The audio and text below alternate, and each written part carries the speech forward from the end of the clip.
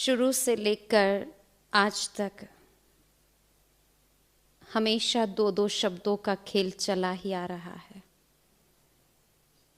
सुख दुख, जय पराजय, निंदा स्तुति, रात दिन और ऐसे ही जन्म और मृत्यु।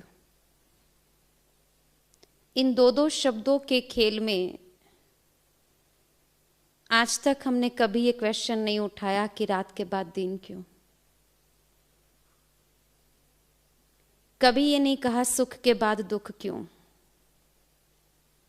लेकिन जहां जन्म के बाद मृत्यु आती है, हजार सवाल खड़ा करते। यहां तक कि जब पहली बार किसी की मृत्यु का समाचार हमारे कानों पर पड़ता है तो हम सबसे पहले ये पूछते कैसे हुआ। और जब कारण बताया जाता है कि ऐसे हुआ तो हम बहुत सा निवारण दे देते। कहते ऐसे नहीं, ऐसे करते तो ऐसा नहीं होता, ऐसा चलते तो आज ये समय नहीं आता, थोड़ा और जी लेते, बड़े जल्दी चले गए, ये सब। पूर्ण सावधानी रखने के बाद भी क्या इंसान मृत्यु से परे है? चाहे 60 साल, 80 साल या 25 साल, कभी न कभी तो इसको स्वीकार करना ही था। एक बार एक इंसान दुखी होकर भगवान से पूछता है, हे भगवान, हमने सुना है कि आप मरे हुए को भी नया जीवन दे सकते हो, तो क्या ये शक्ति आप में है? भगवान ने बड़े प्यार से मुस्कुराते हुए कहा, क्यों नहीं, जीवन दान में दे सकता हूं।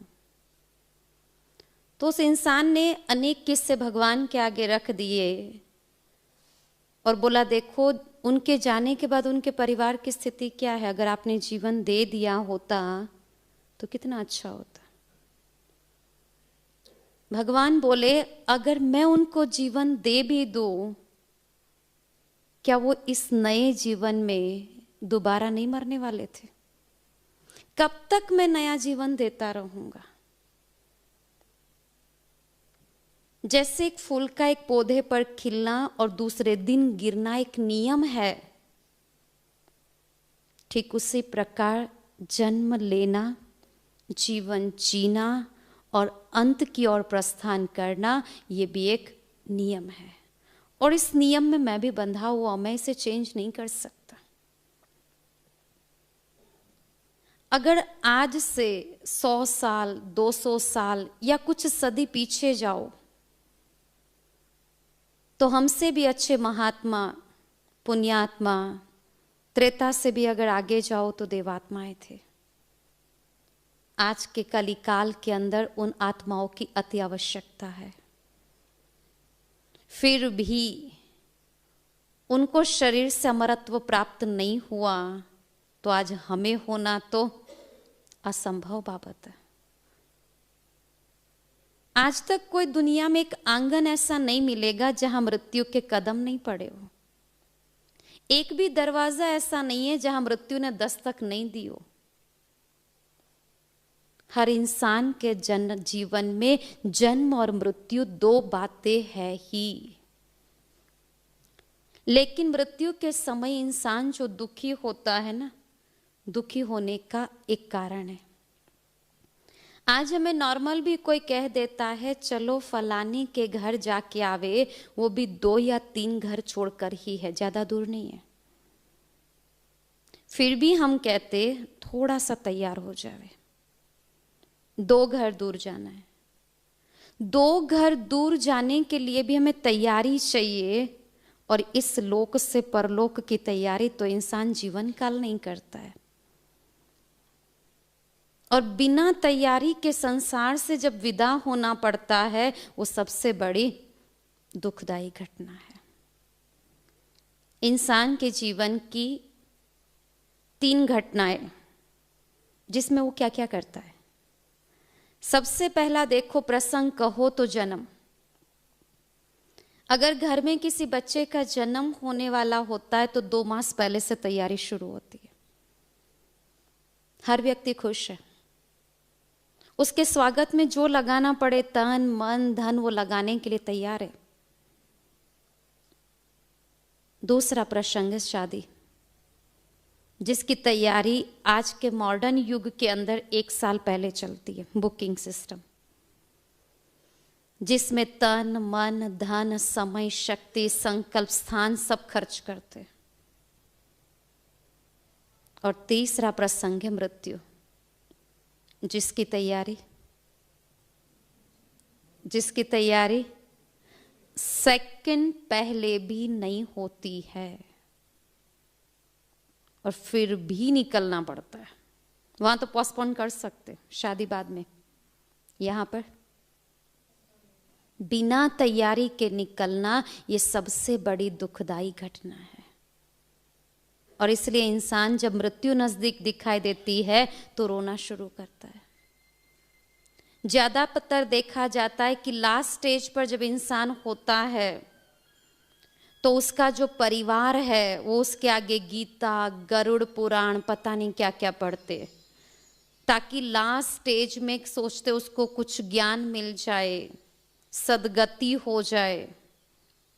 लेकिन ज्यादातर देखा जाता है जो आसपास लोग पढ़ते हैं वही सुनते हैं। जो बिस्तर पर लास्ट स्टेज पर है उसको तो अपना पूरा जीवन काल अंदर ही अंदर रिपीट हो रहा होता है कि मैंने क्या कमाया और क्या गवाया, वो तो कुछ सुन ही नहीं रहा है। तो लास्ट स्टेज एक ऐसी अवस्था है कि जहां पर व्यक्ति हिसाब तो लगा सकता है लेकिन नया कुछ कमा नहीं सकता, मार्जिन नहीं है उसके पास। और मृत्यु एक ऐसी घटना है कि जिसको चाहो या ना चाहो लेकिन स्वीकार तो करना ही है, चाहे वो कोई भी एज में हो। दूसरी बात कि जन्म और मृत्यु जीवन के 2 पहलू है, 2 बाजू है ये कह सकते। अगर जन्म की खुशी है तो उसका दूसरा बाजू है मृत्यु, और अगर मृत्यु का गम है तो दूसरा बाजू है जन्म, क्योंकि ये एक दूसरे से जुड़े हुए हैं। अगर आज किसी से का घर से जाने का दुख है तो जाने वाला आत्मा जो है वो जहां जन्म लेगा वहां भी तो किसी की कमी है, वहां खुशहाली है, स्वागत की तैयारी है। लेकिन दुख तब है जब बिना तैयारी के निकलते हैं। जैसे स्कूल के बच्चों में देखो 2 प्रकार होते हैं, एक होशियार और एक 3rd क्लास, डल जिसको कहेंगे। होशियार विद्यार्थी जो है वो होमवर्क करके मानसिक शारीरिक मौखिक सब रीति से तैयार है, और जो डल हेड है वो कोई तैयारी नहीं है। पर फिर भी दोनों को पता है स्कूल में प्रेजेंट तो होना ही है, लेकिन जब प्रेजेंट होंगे उस समय दोनों की अवस्था क्या है। एक पूरा खुशी से तैयार है अपनी तैयारी को अपने टीचर के आगे प्रस्तुत करने के लिए, और डल हेड डर रहा है, पसीना है, क्यों? पनिशमेंट मिलेगी। हम भी जब संसार में आए तो ऊपर वाले ने कुछ होमवर्क दिया था, और वो होमवर्क था दुआएं देना दुआएं लेना, सुख देना सुख लेना, न दुख देना न दुख देना। लेकिन लास्ट स्टेज पर जाकर अगर अपना होमवर्क चेक करो तो लाइफ टाइम भी होमवर्क कंप्लीट नहीं होता है, और निकलने का समय तो बस जैसे स्कूल की घंटी बजने की 2 सेकंड की देरी है और याद आए कि ये बुक नहीं लाए या ये होमवर्क नहीं किया तो क्या अवस्था बनती है। वो अवस्था संसार के विदाई समय की होती है। फिर चाहे आसपास गीता पढ़ लो चाहे गरुड़ पुराण पढ़ लो, वो तो अपने जीवन के हिसाब किताब में है। तो संसार की ये बहुत दुखदाई घटना मानी जाती कि मृत्यु। लेकिन अगर किसी भगवान के परम भक्त को पूछा जाए कि आपकी दृष्टि से मृत्यु क्या है, तो कहता है भगवान का भेजा हुआ निमंत्रण है अपने घर के लिए। किसी साइंटिस्ट से पूछो तो कहते हैं परिवर्तन की प्रक्रिया है जन्म और मृत्यु, और साधारण इंसान इसको मृत्यु समझकर 6 मास साल भर बस रोता रहता है। दुख इस बात का ये जरूर है कि जाने वाला इंसान वापस तो आएगा इस संसार में, पर वही रंग रूप, वही संबंध, वही नातों से नहीं मिलेगा। मिलेगा जरूर, लेकिन ड्रेस और एड्रेस दोनों चेंज होगी। ड्रेस माना बॉडी, चाहे स्त्री चाहे पुरुष, और एड्रेस माना घर। मतलब ये कहा जाए मृत्यु एक ऐसी नींद है जैसे हम रोज सोते हैं, सुबह जागते हैं, लेकिन मृत्यु एक ऐसी नींद है, सोएंगे इस घर में और हमारी जाग होगी कोई दूसरे घर में। लेकिन जन्म और मृत्यु की प्रक्रिया को हम बदल नहीं सकते। हम अगर केवल बदल सकते हैं तो अपनी मृत्यु की स्थिति को बदल सकते। कैसे निकलना है हमें, हंसते हुए या रोते हुए? कईयों के जाने के पीछे ये बोला जाता है अच्छा हुआ गए तो बीच में आ रहे थे। क्यों? क्या वो काला था, दिखता अच्छा नहीं था, आवाज अच्छी नहीं थी? नहीं। और कईयों के लिए कहते अगर इनके बदले भगवान हमको उठा लेता ना तो मंजूर था वो हमें। क्योंकि आज तक हमने देखा है, चाहे वो स्वामी विवेकानंद हो, चाहे गांधी जी हो, चाहे धर्म स्थापक हो, चाहे कोई भी हो, हर इंसान अगर आज संसार में जिंदा है तो अपने कर्म और अपने आदर्शों से है, शरीर से नहीं होता है। तो अगर हम कुछ बदल सकते हैं तो मृत्यु की डेट को नहीं बदल सकते, लेकिन स्थिति को जरूर बदल सकते हैं। और वर्तमान का समय जहां कहते हैं अकाल मृत्यु का होलसेल मार्केट है। मृत्यु का अंक कितना सुनने को मिलता है रोज? 1-2 मिलता है? हजारों में मिलता है। मृत्यु के प्रकार भी देखो तो कहाँ एक्सीडेंट, कहाँ आयुष्य के हिसाब से, कहाँ बीमारी के कारण, कहाँ मर्डर केस, कहाँ सुसाइड केस, कहाँ प्राकृतिक आपदाओं में लाखों की जनसंख्या, बहुत कुछ। आज से कुछ साल पहले ये जानना पड़ता था क्यों इसकी मृत्यु हुई, आज नहीं पूछना पड़ता। आज बहुत सारी वजह है मृत्यु की, पूछना नहीं पड़ता। लेकिन जीवन काल में जीवन जीने की तैयारी करते करते इंसान मर जाता, पर जीवन नहीं जी पाता। संसार के इस मेले में जब इंसान प्रवेश करता है तो बहुत सारे प्लानिंग करता है, ये करेंगे वो करेंगे, पर लास्ट स्टेज पर उसको पूछो तो कुछ नहीं होता है। कई लोगों को कई बार पूछते हैं और कहते भी है कि कुछ अच्छे काम कर लो, तो हमसे कहते बहन जी आपको इस छोटी उम्र में क्या हुआ? हमने बोला कुछ नहीं हुआ। लेकिन लास्ट एक अवस्था ऐसी आती है जहां अपना शरीर हमें साथ नहीं देता और उस समय हम कहे कि हम ये करेंगे वो करेंगे, ये अपने आप को धोखा देने वाली बात हो जाती है। जीवन की जो लास्ट अवस्था होती है जिसको बुढ़ापा कहते, चलो अगर 200 साल भी जी लिए पर शरीर फिर भी अपने हिसाब से ही चलना है। कई लोग कहते भगवान ने अगर संसार में मृत्यु नहीं रखी होती तो कितना अच्छा। रोज बोलता था, एक दिन मंदिर में जाकर बोलने लगा, भगवान ने बोला आपकी इच्छा क्या है? तो बोला भगवान आपने ये जो संसार रचा ना बहुत अच्छा रचा, कोई कमी नहीं, पर बोले एक तकलीफ है। भगवान बोला क्या? बोला मृत्यु क्यों रखा है?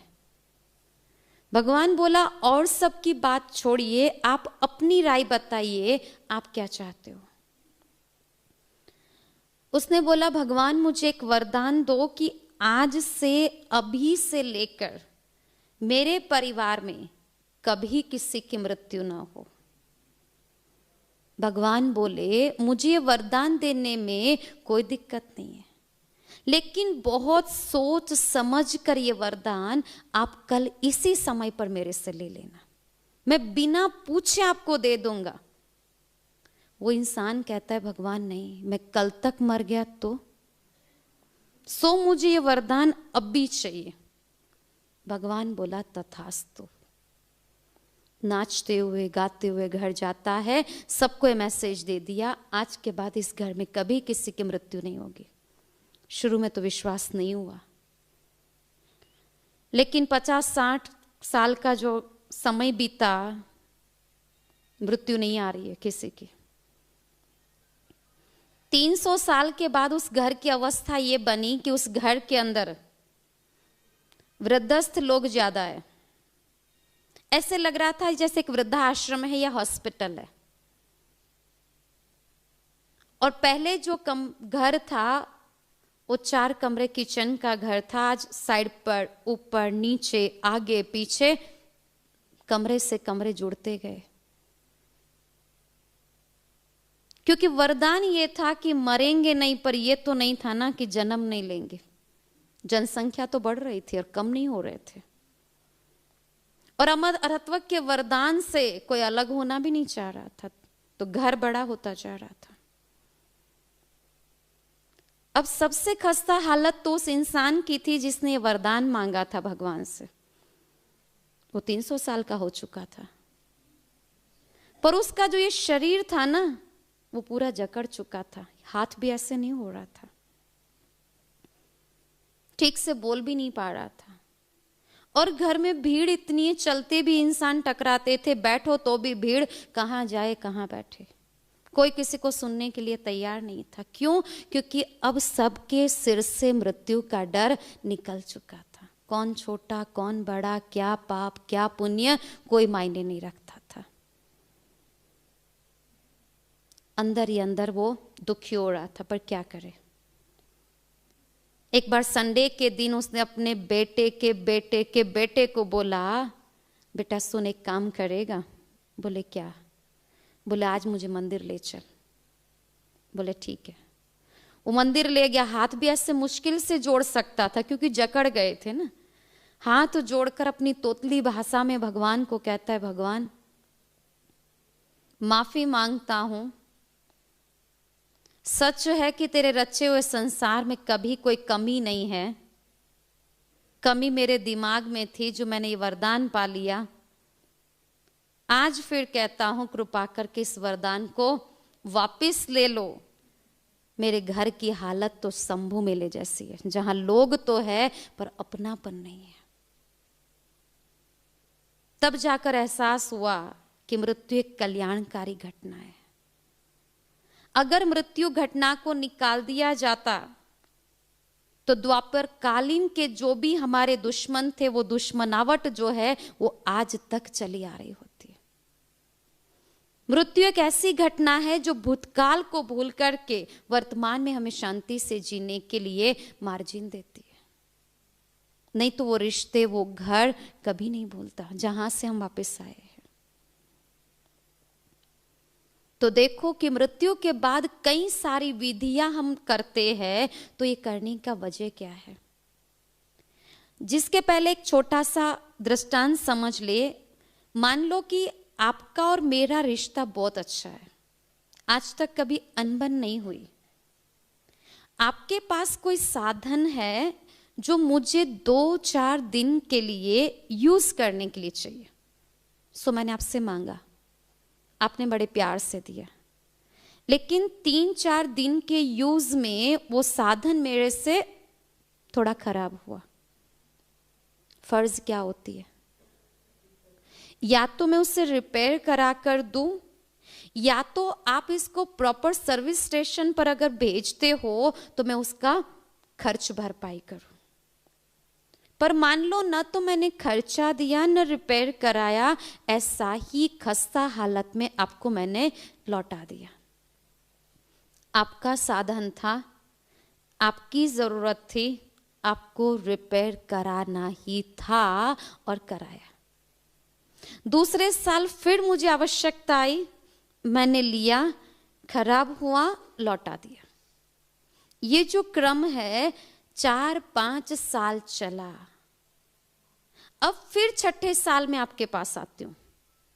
अब क्या होगा? मैंने पहले ही बताया, रिश्ता बहुत अच्छा है, मना नहीं कर सकते। तो ज्यादातर लोग क्या करते, जो साधन बार बार खराब हुआ है ना, उसको ऐसे ही लेने देने के लिए बाहर रख देते और अपने लिए एक नया पीस ला कर रखते। मतलब अब तक मैंने अच्छा पाया था, खराब लौट आया था, अब वो स्थिति है कि अब मुझे जो मिलेगा वो खराब मिलेगा। एज इट इज, शरीर प्रकृति के 5 तत्वों से बना हुआ साधन, आत्मा और परमात्मा का जो रिश्ता है बहुत प्यारा है, जिसमें नो किराया, नो खरीदी, सौगात के रूप में ये साधन मिला। आकाश, पृथ्वी, जल, अग्नि और वायु। जन्म से लेकर मृत्यु तक इस साधन को यूज करते करते करते छोटे बड़े पाप भी किए, गलतियां भी की, और ये साधन लास्ट स्टेज पर देखो तो कैसा होता है, बिल्कुल डैमेज। क्या इसका हम रिपेयरिंग करके देते हैं, यानी शुद्धिकरण? नहीं, हजारों दवाई और इंजेक्शनों के धक्के से तो ये चल रहा होता है। अनेक ऑपरेशन की चिट्ठियां इस पर लग चुकी होती है, और हम अचानक इस साधन से विदा हो जाते। तो इसके पीछे हमारा परिवार फिर विधि करता है। जो विधि क्यों करता है? यही 2 बातें रह गई, न मैंने रिपेयर कराया था, न तो खर्च दिया था। तो ये विधि उसके लिए की जाती। सबसे पहले तो बॉडी, जहां शरीर है घर में, उसके मुख में गंगा जल रखना। जबकि पता है आत्मा के निकलने के बाद शरीर के मुख में अगर अमृत भी रख दिया जाए तो भी वो एक्सेप्ट करने वाला नहीं है। और लास्ट में हम गंगा जल लेकर आते। जीवन काल अगर 1 गिलास पानी दिया मांगा था तो नहीं दिया था, और लास्ट में देखो तो कहां कहां से हम गंगा जल ढूंढ कर लाते। गंगा जल रखना माना शरीर के अंदर जो जल तत्व को हमने दूषित किया उसका शुद्धिकरण, यानी कि रिपेयरिंग। फिर रखते तुलसी पत्ता। तुलसी पत्ता है आकाश तत्व की शुद्धता के लिए। आयुर्वेद में उसे एंटीबायोटिक माना जाता। पहले के जमाने में घर की शुरुआत भी देखो तो तुलसी से होती थी। क्यों? अगर हवा से फैलने वाले कोई बीमारी है तो वो पहले उससे क्रॉस होकर आती थी, तो कई ऐसे जम्स थे जो वहां ही खत्म हो जाते। पर आज हम फॉरवर्ड बन गए, अब सूखी हुई तुलसी या पाउडर को यूज कर लेते। तो तुलसी को रखना माना आकाश तत्व का शुद्धिकरण करना। तीसरा है फिर चंदन लगाना। चंदन जो है वो केवल खुशबू के लिए ही मशहूर नहीं है, जितना खुशबू वाला है उतना ही शीतल भी है। जीवन काल की जो भी गर्मी शरीर में है उसे शीतल करने के लिए माना वायु तत्व की शुद्धता अर्थ चंदन लगाया जाता। घी जो लगाया जाता, जितने भी ऑयल के प्रकार है, जैसे केरोसिन, पेट्रोल, तेल, सबसे उत्तम ऑयल कहो तो घी है। तो घी जो है वो अग्नि तत्व की शुद्धता के अर्थ लगाया जाता। और अंत में जो अस्थियां बच जाती उसका दूध में धुलाई करके फिर विसर्जन, यानी भूमि तत्व की शुद्धता के लिए। लेकिन अग्नि देने से पहले सोने का एक बारीक सा टुकड़ा रखा जाता है। कितना बारीक होता है वो? कितना बारीक होता है वो? बहुत संभाल के रखना पड़ता है। उतना सोना उसके मुख में रखकर हम भगवान से प्रेयर करते, भगवान इस जन्म में जो हुआ फुल स्टॉप, नेक्स्ट जन्म कंचन काया देना। सोने का दूसरा नाम कंचन। दिया कितना? भगवान को कंचन दिया कितना? इतना। अच्छा, जो बॉडी दिया वो तो फुल डैमेज दिया, और पापों का बोझ उससे भी ज्यादा। और प्रेयर क्या कर रहे? कंचन काया देना। तो कंचन काया तो वो ऑलरेडी दे रहा था, लेकिन जीवन काल जन्म बाय जन्म, जन्म बाय जन्म डैमेज मशीन देते देते देते हमने प्रकृति को भी तो तमो प्रधान बनाया। आज ये हालत है कि हम साधन मांग रहे हैं तो हमें कैसा मिल रहा है? जन्म से ऑपरेशन, जन्म के पहले से मां की दवाइयां या ट्रीटमेंट। क्यों? क्योंकि अब तक हमने डैमेज डैमेज डैमेज ही दिया है। सब उसके लिए हमें तैयार रहना पड़ेगा। और जब जन्म से ही ये स्थिति है तो ये सिद्ध करती है कि आज जो डैमेज शरीर जन्म से मिलते हैं, माना इस जन्म में हमें अच्छे कर्मों का पुरुषार्थ ज्यादा करना पड़ेगा जो नेक्स्ट बर्थ अच्छा मिले। ये शिक्षा है हमारी। दूसरी जो विधि करते दीप जलाने की। जब भी कोई शरीर छोड़ता है उसके फोटो के आगे 12-13 दिन तक हम एक दीपक जलाकर रखते।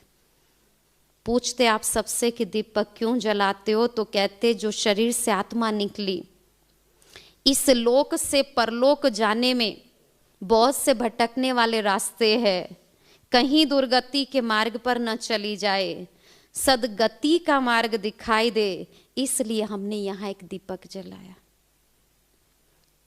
रात के अंधेरे में आपके घर की सारी लाइट को आप ऑफ कर देना, एक दीपक प्रज्वलित करना, जिसको एक ही स्थान पर रखकर अगर फिर आपको कोई कहे सारे घर के काम करो, पॉसिबल है? दिए का प्रकाश एक कमरे से या एक स्थान से लेकर दूसरे स्थान तक काम नहीं कर रहा है, और हम यहां दीपक इसलिए जला रहे हैं वो इस लोक से लेकर परलोक तक काम करे। संभव है? दीपक आपने जलाया वो राइट है, वो आस्था और विश्वास का प्रतीक है, आपकी शुभ भावनाओं का प्रतीक है कि वो दुर्गति के मार्ग पर नहीं जाए। पर यह सिद्ध नहीं होता कि वो इसी के प्रकाश से ही सदगति पर जाएगा। अगर यही होता तो एक महात्मा के पीछे भी दिया जलाया जाता, एक शराबी के पीछे भी दिया जलाया जाता, एक क्रिमिनल के पीछे भी तो दिया ही जलाएंगे ना। तो सारे ही सदगति को गए, तो फिर क्या क्रिमिनल, क्या शराबी, क्या महात्मा, सब एक समान। यहां दीपक के प्रकाश की बात नहीं थी, पुण्य के प्रकाश की बात थी। अगर उसके जीवन में पुण्य का प्रकाश भरा होता तो उसके पीछे दिया जले न जले उसको जाने में कितना टाइम लगता है आत्मा को? सेकंड से भी कम। पर हम जीवन काल अपने आप को ऐसे ही मनाते रहते, वो जैसे छोटे बच्चों का गुल्लक होता है ना। छोटे बच्चे को जब गुल्लक देते हैं और पैसा मिलता है, उसको पैसे की कीमत नहीं पता, शायद 5 रुपया क्या है, 100 रुपया क्या है। बड़ा है ये पता है, पर कितना महत्व शायद नहीं पता। पर जब उसको मिलता है बहुत खुश होता है, डालता जाता है, और जब गुल्लक भर जाता तो उसका चेहरा भी खुशी से एकदम भरा हुआ होता है। जब गुल्लक तोड़ो तो क्या निकलता? क्या निकलता? चिल्लर ज्यादा। चिल्लर ज्यादा माना आवाज ज्यादा, वजन ज्यादा, कीमत कम। जीवन की गुल्लक को अगर लास्ट टाइम पर देखो, आवाज ज्यादा, माना मैंने ये किया, इतनों को मदद की, इतना अच्छा काम किया, इतनी दुआएं ली, इतना पुण्य कमाया, आवाज ही आवाज। चिल्लर ज्यादा, माना जो आवाज थी वो बड़ी थी, पर जो किया था वो तो ऑलरेडी छोटा था। और बोझ ज्यादा, वजन ज्यादा, माना जो आपने आवाज की, कीमत जमा की, उससे डबल तो पापों का बोझ है, तो कीमत डाउन हो जाती। और हम इसी भ्रम में जी रहे हैं, हमारी गुल्लक भर गई, भर तो गई पर परंतु किस अवस्था में? तो पुण्य का प्रकाश जो है वो सदगति की ओर ले जाता। जो जीवन काल अगर उसने जमा किया है, तो जब कोई हॉस्पिटलाइज होता है, कई बार डॉक्टर कह देते अब इससे दवाई काम नहीं करेगी, हो सके तो दुआ करो। क्या इमरजेंसी केस में दुआ मिलती है? दवा तो फिर भी मिल जाती है, 24 घंटे मेडिकल स्टोर ओपन रहते हैं, लेकिन दुआ नहीं। दुआ अगर जमा होगी तो मांगने की आवश्यकता ही नहीं खड़ी होती, वो ऑलरेडी उसके अकाउंट में जमा हो ही जाती है। तो ये जीवन की लास्ट स्थिति हमारी बताती कि हमारा पुण्य का प्रकाश कितना जमा है। उसके बाद की एक विधि करते हैं, 12-13 दिन तक उस आत्मा को जो भी भोजन पसंद होता था उसे खिलाते माना किसी गाय, पशु, कौवा जो भी होता है उसको खिला देते, समस्त उस तक पहुंचा। हम सबको पता है कि जैसे एक ब्राह्मण को हम जो भी सामान देते हैं वो उस आत्मा तक नहीं जाता, क्योंकि जाने वाला जब अपना बॉडी ही हमारे 4 कंधों पर छोड़कर चला गया तो और क्या ले जाता। और अगर ले जाने की छुट्टी ऊपर वाला देता तो तैयारी करने में कितना टाइम लगता। ले जाने की अगर कोई भी चीज ले जाने की छुट्टी देता तो वो जमा करने में कितना टाइम लगता, और कितनी जमा करते। नहीं ले जाते फिर भी इतनी जमा कर रहे हैं, अगर ले जाना होता तो ऊपर वाले का जो ये विधान है, खाली हाथ आना, खाली हाथ जाना। केवल जब मुट्ठी बंद करके बच्चा जन्म लेता तो भाग्य लेकर आता, और जब जाता तो भाग्य यूज करके केवल पाप और पुण्य का अकाउंट लेकर जाता है। तो उसके पीछे 12 या 13 दिन तक जो भोजन देते वो इतना तो पूरा ज्ञान है, पदार्थ उस तक नहीं पहुंचता, लेकिन उसके पीछे की जो भावना है कि वो सुखी हो, संतुष्ट हो, तृप्त हो, इसलिए अर्पण करते। तो यहाँ के दिए हुए अन्न और जल की भावना उस तक पहुंचती है तो आंखों के निकले हुए जल की भावना भी तो पहुंचेगी ना। और वो जल किस लिए था?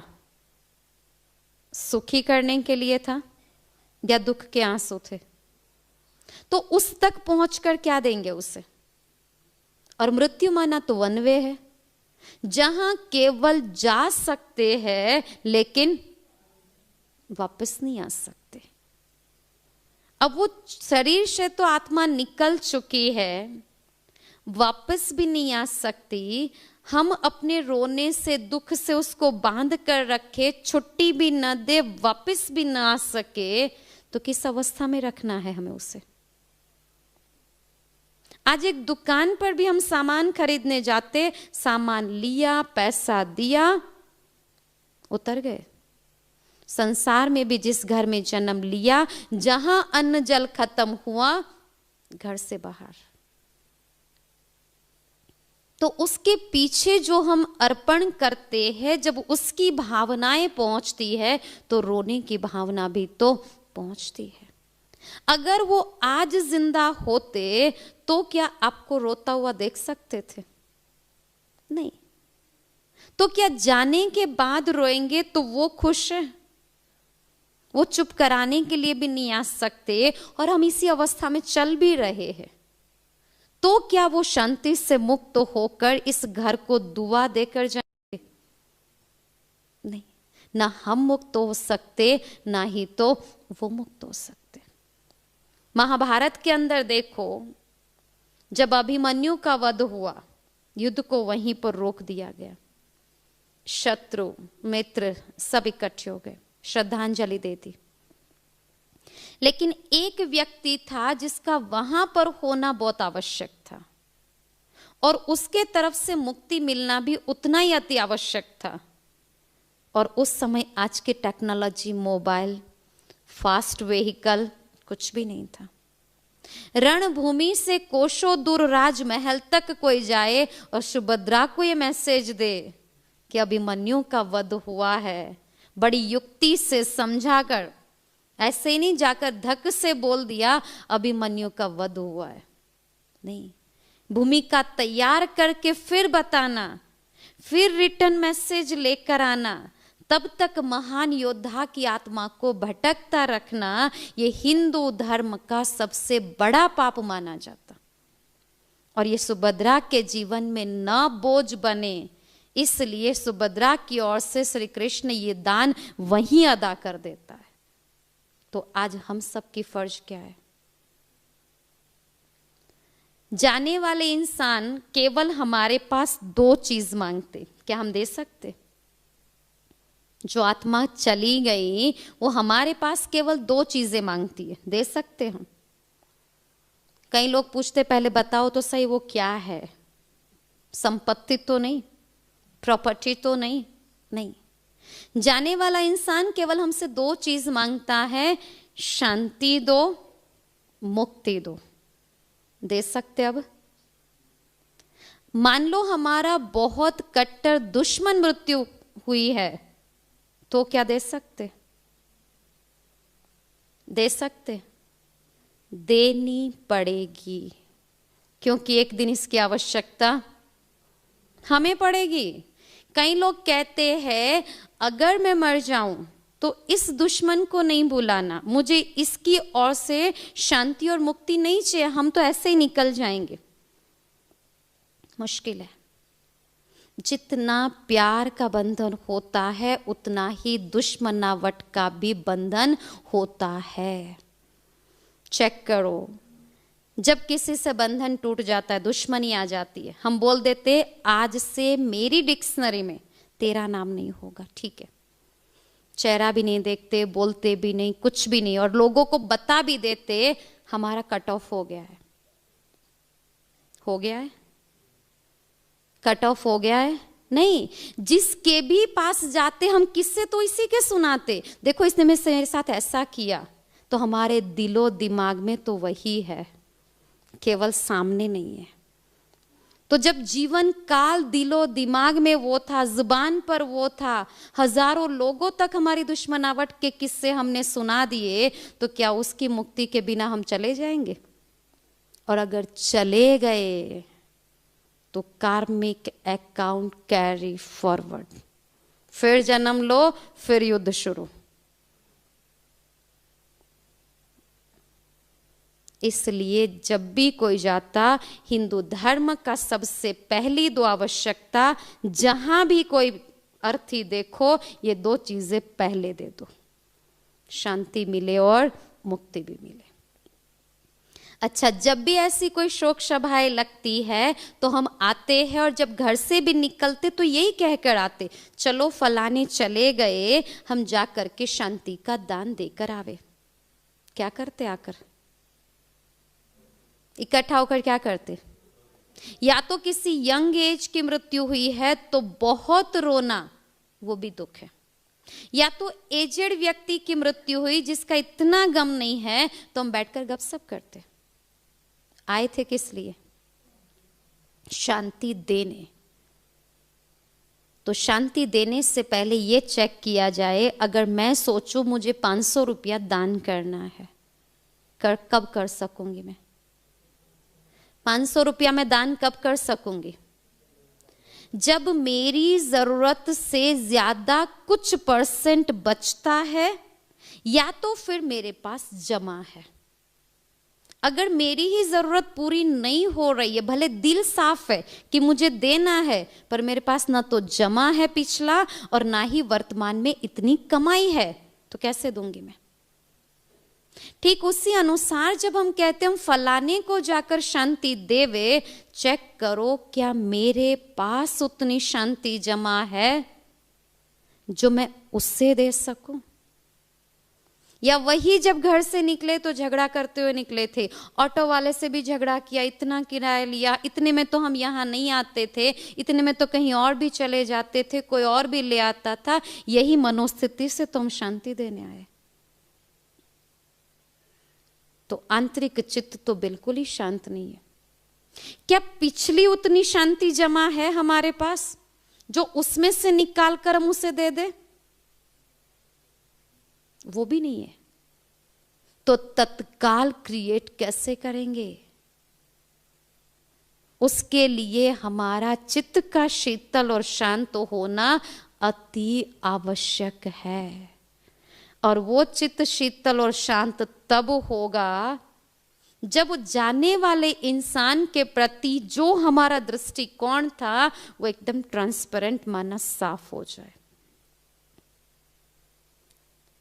और तीसरी बात, जब इंसान जाता है, कई बार इतना नजदीकी रिश्ता होता है कि हम खुद को नहीं संभाल पाते, सोचते अब संसार में इनके बिना जीकर हम क्या करेंगे।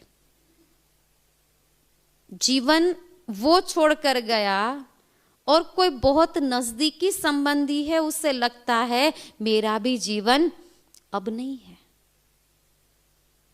पर फिर भी जीवन तो है ना। एक बार ऐसे ही एक माँ बहुत रो रही होती है क्योंकि उसका बच्चा मर गया। ट्विंस थे उसके। ट्विंस का जो जन्म जब हुआ उस घर में शादी के 11 साल के बाद हुआ था, वो भी बहुत आस्था, विश्वास, मान्यताएं सब लेने के बाद। तो जब इस ट्विंस का जन्म हुआ ना, तब उसकी माँ बोली थी ये प्रभु प्रसाद है। नाम भी दोनों का वही था, एक का प्रभु, एक का प्रसाद। 15 साल की एज में एक ने शरीर छोड़ा, एक्सीडेंट हुआ था। बहुत रो रही उसकी माँ। उसका पति उसको बार बार समझा रहा है कि जब ये 2 बच्चों का जन्म हुआ ना, तब आपने कहा था ये प्रभु प्रसाद है, उसकी देन थी, आज उसको आवश्यकता पड़ी, ले लिया। क्यों दुखी हो रही हो? एक अपने काम में है, एक उसके काम में आया। माँ थी ना, फिर भी बहुत रो रही है। रोज समझाता पर नहीं समझ रही है। एक दिन जब सुबह उठती है तो माँ खुश है। उसका पति सोच रहा है आज क्या हुआ, इसको किसने समझाया, सबको पूछ लिया, इसको किसने समझाया। सब बोल रहे हमारी कोई बात नहीं हुई है। उस माँ से जाकर पूछा, क्या आज आपने अपने मन को संभाल लिया, समझा दिया? बोले नहीं। तो बोले फिर आपकी अवस्था में इतना बड़ा सुधार कैसे? बोला आज मैं अपने बेटे से मिलकर आई हूं, उससे एक नया जीवन देकर आई हूं। सच तो नहीं था, पर उसकी खुशी बरकरार रहे उसके लिए उसके पति ने पूछ लिया कहां और कैसे। उसने कहा मैंने सपने में कल एक बहुत अच्छी लाइन देखी मनुष्यों की। जैसे दिवाली में इंसान सज धज कर जाता है, वैसे उस लाइन में हर इंसान सज धज के जा रहा था, एक ही लाइन से।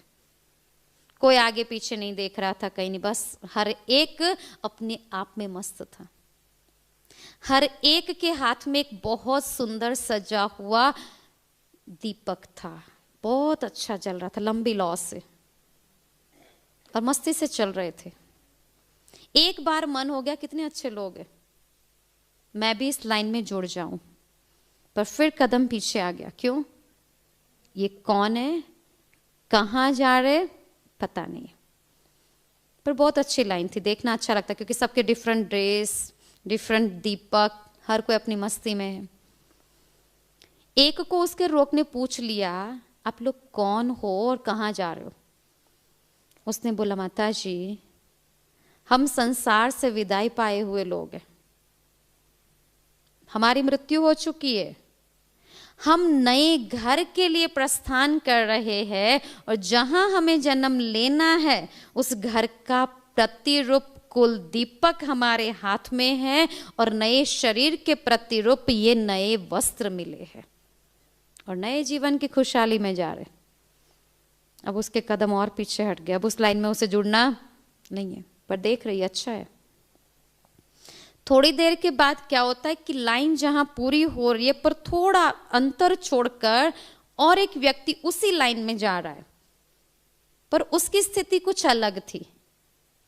मैले फटे से कपड़े थे, जैसे एक शराबी चलता है, कदम नहीं संभाल पाता, उस अवस्था से वो चल रहा है।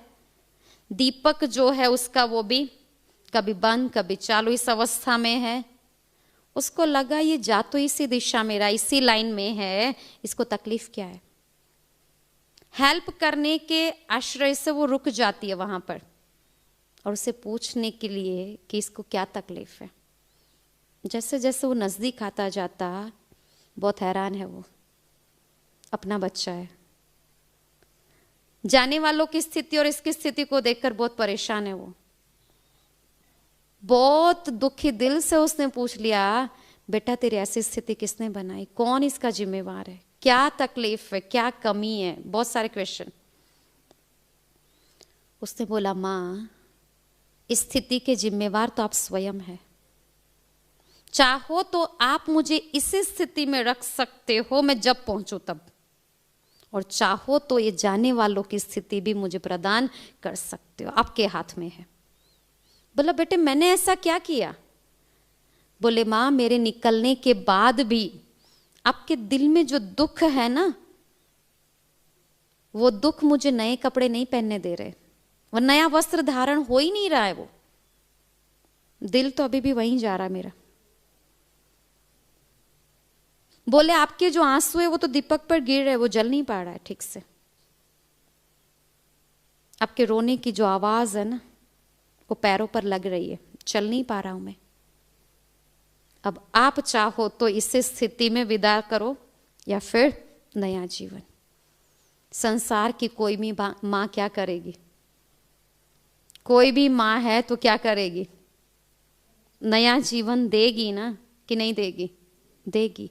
आज भी अगर बच्चा घर में इकलौता बच्चा हो, फिर भी अगर जिद करता है मुझे अमेरिका जाना है, विदेश जाना है, तो क्या करते पेरेंट्स? क्या करते? जिसमें उसकी खुशी, जो उसकी मर्जी, रोती हुई आंखों से, दुखी दिल से, पर विदाई तो देगी जहां उसको खुशी मिले।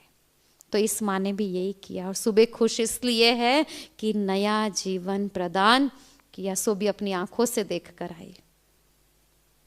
और हमारी फर्ज अदाई भी आज यही है कि जाने वाले को इतने प्यार से, इतनी शांति से विदाई दो कि जब वो जाए ना तो दुआ देकर जाए, ना कि उस बंधन में रहे जो वापिस उसी रिलेशन में आए और फिर क्रैशेस शुरू। नहीं। और अंत में देखो तो संसार से जब विदाई कोई लेता है तो जिस घर में बॉडी पड़ी होती है, क्या उस घर में खाना बनता है? क्यों? यहां तक कि चलो अपने घर में नहीं है, अगर हम जाकर फूल भी अर्पण करके आए तो क्या करते? नहा लेते। क्यों? मुर्दा था वो। मरे हुए इंसान को छूकर हम नहा लेते और कहां कहां जानवरों को मार कर खा लेते। सही क्या है और गलत क्या है? ये भी आज के समाज की सबसे बड़ी, क्या कहेंगे इसे, गलत घटनाएं हैं जो इंसान के जीवन में हो रही है। वो भी पाप के खाते को बढ़ा देती है। एक तरफ देखो तो इंसान जब संसार से विदाई लेता है तो कहां तो जीवन काल उसे गाली दे रहे होते, और कहां तो मरने के बाद हम हाथ जोड़ रहे, और हाथ जोड़ना मानना वो पूजनीय है, और फिर भी जाकर स्नान करते। क्या क्या मान्यताओं को लेकर हम चलते हैं। तो ये मरने के पीछे विधियों का करना इसलिए माना जाता। तो जो हमने 5 चीजें अर्पण की ना, तुलसी, चंदन, घी, ये है शुद्धिकरण। पर कहां कहां ये देखा जाता बॉडी सलामत नहीं मिलती है, एक्सीडेंट या प्राकृतिक आपदाओं में, जहां पर ये विधि हो सके। तो भक्ति मार्ग में दूसरा ऑप्शन रखा है, खर्च भरपाई करो, माना उसके नाम पर दान पुण्य करो। वस्तु दान, पदार्थ दान, धन दान, वस्त्रों का दान, क्या क्या करते मरने के बाद हम। पर दान की भी चीज उस तक नहीं पहुंचती। चीज हम किसको देते? या किसी ब्राह्मण को देंगे, गरीब बच्चों को देंगे, आश्रम, मंदिर, कहां भी दे देंगे। चीज उन तक पहुंचती है, उस आत्मा तक नहीं पहुंचती। उस आत्मा तक क्या पहुंचती है? फीलिंग पहुंचती है, भावनाएं पहुंचती है। अब कई बार देखा जाता है जो हम देते हैं उसमें बहुत प्रकार होता है। मजबूरी से कर रहे, समाज को दिखाने के लिए कर रहे, या कंपटीशन के बेस पर कर रहे हैं, या फिर दिल से कर रहे। जिस भी भावना से कर रहे हैं वो उस तक पहुंचती है, चीजें नहीं पहुंचती है। और पांचवा कि जब संसार से कोई विदाई लेता है, कमी खलती है उसकी, ना नहीं है। और अगर जिंदा भी रहता है तो अपने कर्मों से रहता है। तो जाने वाले इंसान के बहुत वारिश होते, घर में कहते ये हमको देकर गए थे, ये हमको पसंद था, हम लेंगे करके, ठीक है। ठीक उसी अनुसार रियल वारिश का भी एक फर्ज है। अगर जाने वाले की कमी खल रही है, माना वो अच्छा था, अच्छा था माना उसमें अच्छाई थी, तो अगर उस इंसान को आज भी आप अपने घर में जिंदा रखना चाहते हो तो एक रास्ता है। उसके जितने अच्छे संस्कार थे, जो अच्छी आदतें थी, जो अच्छे आदर्श थे और जो पॉजिटिव सपने उसने रखे थे भविष्य प्लानिंग के, अगर घर का हर एक व्यक्ति उसके एक एक संस्कार, एक एक आदत को अगर आज से अपना लेता है, तो क्या वो हमारे कर्मों में जिंदा नहीं है? है।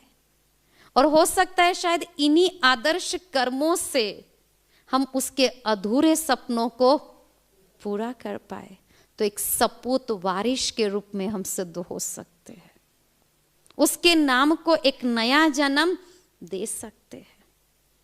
तो दान देना गलत नहीं है, लेकिन फीलिंग को बदल कर दो तो जिसको दिया उसको भी अच्छे यूज में चलेगा, और जिसके नाम से दिया वो भी हमको जाते जाते दुआ देकर जाएगा। और लास्ट जो हम बताते कि संसार की जीवन यात्रा के अंदर मृत्यु माना रिटर्न टिकट। इंसान जब भी कहाँ जाता है ना तो रिटर्न टिकट करा कर जाता है। हमने जन्म लिया, कौन सा ऐसा इंसान है हमारे पास इस संसार में जिसके पास रिटर्न टिकट नहीं है? है कोई? बट कंफर्म नहीं है। कई बार अगर डॉक्टर कंफर्म कर देता है 24 घंटा, मान लीजिए अभी से बोला 24 घंटा, और हमारा परिवार हमें ये कहता है 24 घंटे के बाद आपकी मृत्यु है, तो 24 घंटे के बाद तो हमें आपके सारे काम करने ही है, तो क्यों ना वो सारे काम आप अभी छोड़ दो और इन 24 घंटों में जितना राम नाम लेना है ले लो, जितना दान पुण्य करना अपने हाथों से कर लो, जितना सत्संग करना है कर लो, छुट्टी दे दी। क्या इन 24 घंटों में हमारी बुद्धि 24 घंटे के बाद मृत्यु है ये जानकर राम नाम में लग जाएगी? 24 घंटा है, कैसे होगा? अच्छा 24 साल बोलता तो बहुत टाइम है ना, बहुत टाइम है, इसलिए वो नहीं बताता, कंफर्म नहीं देता वो। तो 24 घंटा अगर मिलता है तो सबसे पहले बुद्धि कहां जाती है इंसानों की? 24 घंटे है, फाइनली अभी से शुरू हो रहा है, कहां जाएगी बुद्धि? ऑफिशियल वर्क, सिग्नेचर, स्टैंप खत्म करो, आधा दिन तो निकल जाएगा ना। आधे दिन में फिर ऊपर वाला राम तो मुश्किल याद आता है, नीचे कोई राम भाई, लक्ष्मण भाई, मुझे इनसे मिलना था, इसको काम देना था, वो खत्म करो। और कुछ टाइम रह गया तो मुझे जीभ के भी तो टेस्ट बाकी है, ये खाना था, ये टेस्ट करना था। 24 घंटे फिनिश, इससे वो नहीं बताता। वो कहता है जब मैं आऊं तो आपकी 3 अवस्थाएं होनी चाहिए, अचानक एवर रेडी, और उसके लिए बहुत काल का अभ्यास, वो नहीं है। और उसके कारण रोते हो जाते समय, जाते समय रोने की अवस्था इसी कारण है। तो रिटर्न टिकट हम सबके पास है, पर उस पर ये नहीं लिखा कौन सी डेट पर, कौन से स्थान से और किस विधि से। और अगर कंफर्म भी हो जाए तो हम तैयारी नहीं करते। तो आखिरकार हमारे जीवन का रास्ता कितना था, मापा है कभी? घर से लेकर स्मशान तक, बस इतना ही था। वो हम नहीं चल पाए तो लोगों ने उठाकर पहुंचा दिया। और जो जीवन काल हम चले वो तो भटकाने वाले रास्ते थे। और इसलिए जब घर से लेकर श्मशान तक ले जाते ना, तब लोग बोलते राम नाम, तो वो तो ऑलरेडी सत्य है राम नाम तो। पर हमारा नाम सत्य कब होना था? जब हमारे कर्म सत्य होते थे। और इसलिए जब अग्नि दाह देते उसके पहले एक मटकी लेकर चारों ओर चक्कर लगाकर लास्ट में फोड़ देते, माना जो भी हिसाब किताब था, जो भी कर्मों की मटकी भरी हुई थी, यहां पर फिनिश। तो ये सारी विधियों को तो हम करते, परंतु समझ कर नहीं करते। और कई बार फिर कईयों के कहने पर 2-3 दिन तक भी हम शांति प्रवचन के लिए आते, और वो भी यही लक्ष्य रहता है कि उस आत्मा 12-13 दिन तक उसी घर में उसके वाइब्रेशन होने के कारण उसके पीछे हमारी जो भी कार्य प्रणाली है उसको वो देखती है, समझती है। तो अगर उसके पीछे बैठकर हम 5-3 दिन जो भी कार्य करते अच्छे, तो वो भी दुआ देकर जाती, और उसके नाम पर हम भी उतना पुण्य जमा कर पाते। नहीं तो कहाँ 12-13 दिन तक हम एक ही इंसान के घर रोज बैठने जाने वाले थे? नहीं जाने वाले थे। तो ये इसीलिए एक सिस्टम बना हुआ है। पर ज्यादातर हम बैठते हैं तो या तो गपशप मारते या फिर रोकर चले आते। तो आज से अपने लिए फाइनल करेंगे, अगर कहीं कोई अर्थी दिख भी जाए या जाते भी है, तो जाने से पहले अपनी भूमिका, अपने आप के चित्त को शांत करके फिर उसका दान देने के लिए जाएंगे, तो वो सार्थक है। ताकि हम तो उसके संबंधों में क्लियर हो जाए, हमारा अकाउंट तो ट्रांसपेरेंट हो जाए।